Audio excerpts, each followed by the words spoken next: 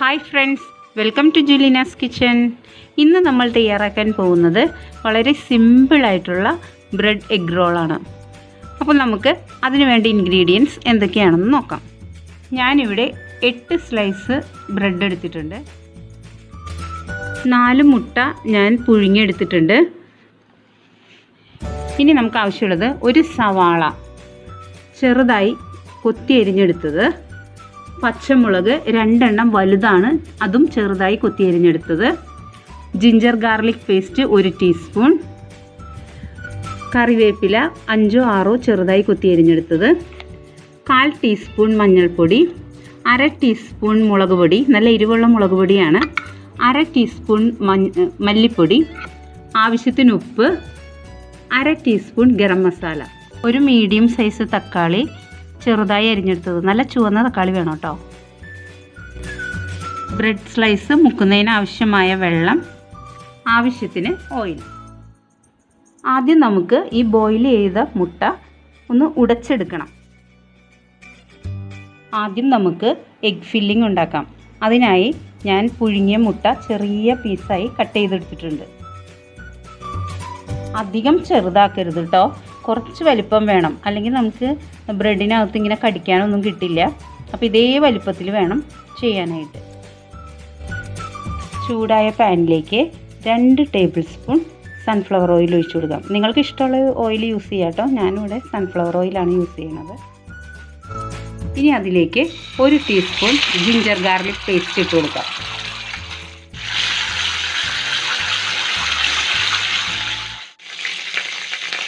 ഇനി ഇതിലേക്ക് പച്ചമുളക് അരിഞ്ഞു വെച്ചതും, കറിവേപ്പില കൊത്തി അരിഞ്ഞതും, ഒരു സവാള കൊത്തി അരിഞ്ഞതും ഇട്ട് കൊടുക്കാം.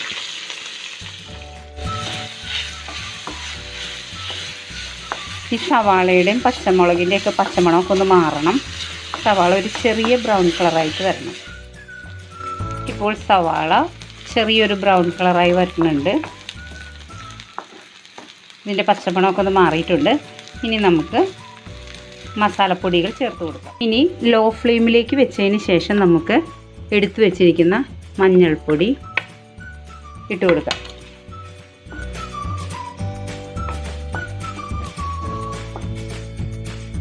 അതിനുശേഷം നമുക്ക് മല്ലിപ്പൊടി ഇട്ട് കൊടുക്കാം. മല്ലിപ്പൊടി ഒന്ന് മൂത്ത് വരാൻ കുറച്ച് സമയം പിടിക്കും, അപ്പോൾ അത് കാരണം നമുക്ക് മല്ലിപ്പൊടി ഒന്ന് ഇട്ട് കൊടുക്കാം ആദ്യം.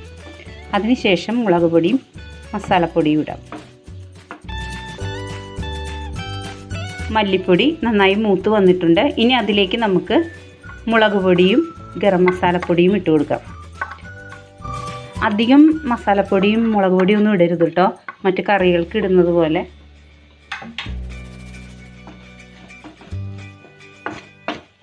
ഇനി ഇതിൻ്റെ പച്ചമണം കൂടെ ഒന്ന് മാറിക്കഴിയുമ്പോൾ നമുക്കിതിലേക്ക് തക്കാളി ഇട്ട് കൊടുക്കാം.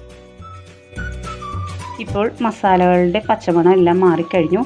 ഇനി നമുക്ക് എടുത്തു വെച്ചിരിക്കുന്ന തക്കാളി അരിഞ്ഞത് ചേർത്ത് കൊടുക്കാം.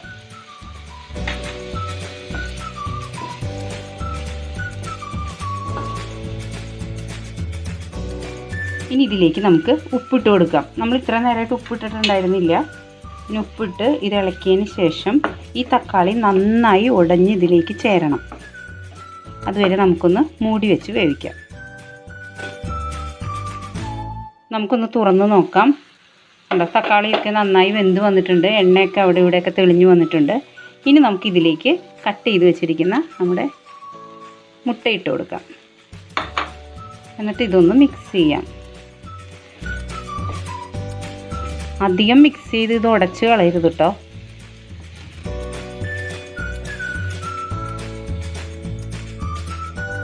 ഈ മസാലകളും എഗ്ഗും കൂടെ ഒന്ന് മിക്സ് ചെയ്തതിന് ശേഷം നമുക്ക് ഫ്ലെയിം ഓഫ് ചെയ്യാം കേട്ടോ.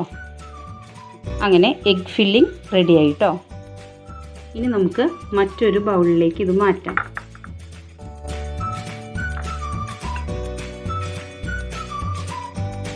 ഇനി നമുക്ക് ഓരോ ബ്രെഡ് സ്ലൈസും എടുത്ത് അതിൻ്റെ സൈഡിൽ ഈ ബ്രൗൺ പോർഷൻ കട്ട് ചെയ്ത് കളയണം.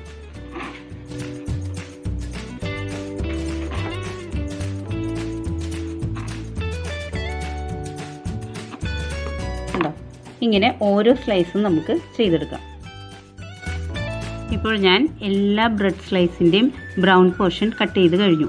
ഇനി നമുക്ക് ഓരോ സ്ലൈസും എടുത്ത് വെള്ളത്തിൽ മുക്കിയതിന് ശേഷം സ്ലോവിൽ അത് പ്രസ് ചെയ്ത് വെള്ളം കളയണം.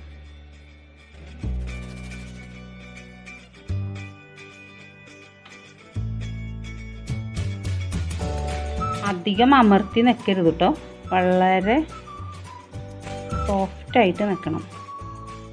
കണ്ടോ, ഇതേപോലെ കിട്ടണം. ഇനി നമുക്കിതൊരു പ്ലേറ്റിലേക്ക് വെച്ച ശേഷം നമ്മളുടെ ഫില്ലിംഗ് ഉണ്ടല്ലോ അതെടുക്കാം. അതെടുത്ത് ബ്രെഡിൻ്റെ ഒരു സൈഡിലായിട്ട് വെച്ച് കൊടുക്കണം. എന്നാലേ നമുക്കിത് റോൾ ചെയ്യാൻ പറ്റുള്ളൂ. അതിനുശേഷം വളരെ സ്ലോവിൽ അത് റോൾ ചെയ്യാം.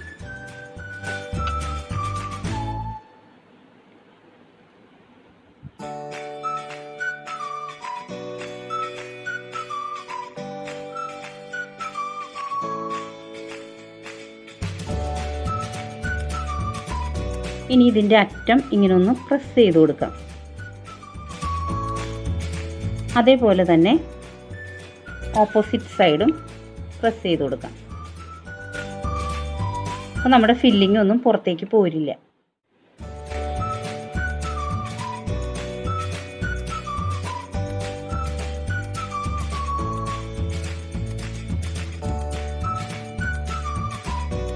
നമുക്ക് ഇതിൻ്റെ ഈ സൈഡ് ഇങ്ങനെ ഒന്ന് പ്രസ് ചെയ്ത് കൊടുക്കാം. കണ്ടോ, അതിനുശേഷം ഈ ഓപ്പോസിറ്റ് സൈഡും നമുക്ക് ഇതേപോലെ പ്രസ് ചെയ്ത് കൊടുക്കാം. കണ്ടോ, ഇപ്പോൾ നമ്മുടെ റോൾസ് എല്ലാം റെഡി ആയിട്ടുണ്ട്. ഞാനത് കുറച്ച് ബ്രെഡ് ക്രംസിൽ ഒന്ന് ക്രിസ്പിനെസ് കിട്ടാൻ വേണ്ടിയിട്ട് അതിൽ കോട്ട് ചെയ്തെടുത്തിട്ടുണ്ട്. അത് ഓപ്ഷണലാണ്, വേണമെങ്കിൽ മാത്രം ഉപയോഗിച്ചാൽ മതി. ഇനി നമുക്കിത് ഫ്രൈ ചെയ്തെടുക്കാം. ചൂടായ പാനിലേക്ക് നമുക്ക് ഓയിൽ ഒഴിച്ചു കൊടുക്കാം. ഇപ്പോൾ ഓയിൽ നന്നായി ചൂടായിട്ടുണ്ട്. ഇനി ഇതിലേക്ക് നമുക്ക് ഓരോ ബ്രെഡും റോളും വെച്ച് കൊടുക്കാം.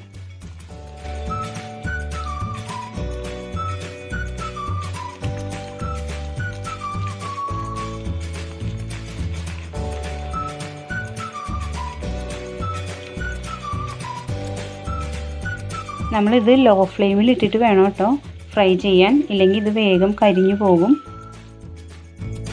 ഇനി നമുക്കിത് തിരിച്ചിട്ട് കൊടുക്കാം.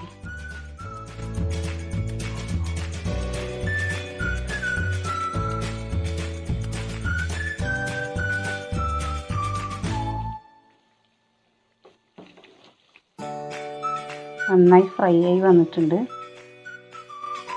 ബ്രെഡ് റോൾസ് എല്ലാം നല്ല ഫ്രൈ ആയിട്ടുണ്ട്. ഇനി നമുക്കിത് കിച്ചൺ ടിഷ്യൂയിലേക്ക് മാറ്റാം.